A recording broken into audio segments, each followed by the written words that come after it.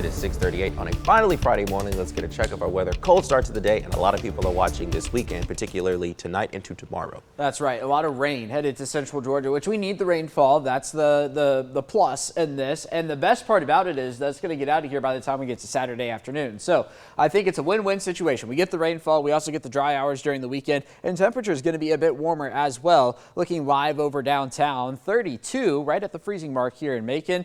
Today headed to 57. Elsewhere across central Georgia, how about 33 in Cochran, 32 in Eastman, 32 down in McRae, 34 to get your morning started in Monroe County, 31 in Butler and in Sumter County this morning, 33 over in Sandersville. But with this light breeze, it is making it feel 5 to 10 degrees colder outside. Feels like 24 in Sandersville, 25 in Macon and in Roberta, 29 in Houston County and 28 in Unadilla. So cold no matter how you slice it. The radar picture is quiet, but you look down towards the Houston area this morning, you're finding some rainfall down there. That's what's sliding towards central Georgia into the night tonight. Look how cold it is off to the west, though. In Columbus, Mississippi this morning, down to 24. Some snow back into Arkansas, Oklahoma, and Nebraska this morning. So luckily, not dealing with any of that in central Georgia, but certainly a curiosity. And in fact, they could see some frozen stuff up in the higher elevations of the North Georgia mountains later on today. But all rain here, and that's going to come later on tonight. Temperatures near 50 by the noon hour, mid 50s later on today. Clouds on the increase into the night tonight. Here's the leading edge at about 10 o'clock. For a couple hours, looking at a steady rain across central Georgia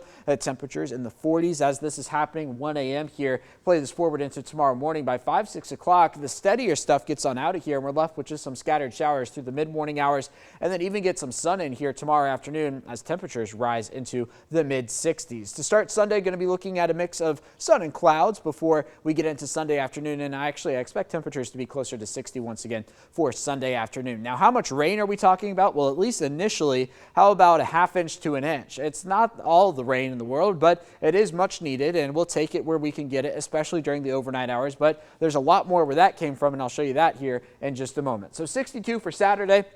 100% chance of rain before sunrise, followed by 60 and partly cloudy there on Sunday. Overnight low temperatures for the most part near 40. All right, let's get into next week. We're going to be watching another storm system getting its act together Monday afternoon into Tuesday morning here. It looks like a very wet commute Tuesday morning, and then the potential for some storms here through the afternoon hours on Tuesday. In fact, the Storm Prediction Center has already outlined central Georgia and a severe weather risk area for that. That extends from the Outer Banks of North Carolina back down here through central Georgia into Florida. It's too early to do the whole category thing, the 1, 2, 3, 4, 5, but I can tell you whenever we see this far in advance, typically we're going to be in the 2, maybe 3 range by the time we get to Tuesday. This is also going to come with a lot of rainfall between now and next Wednesday.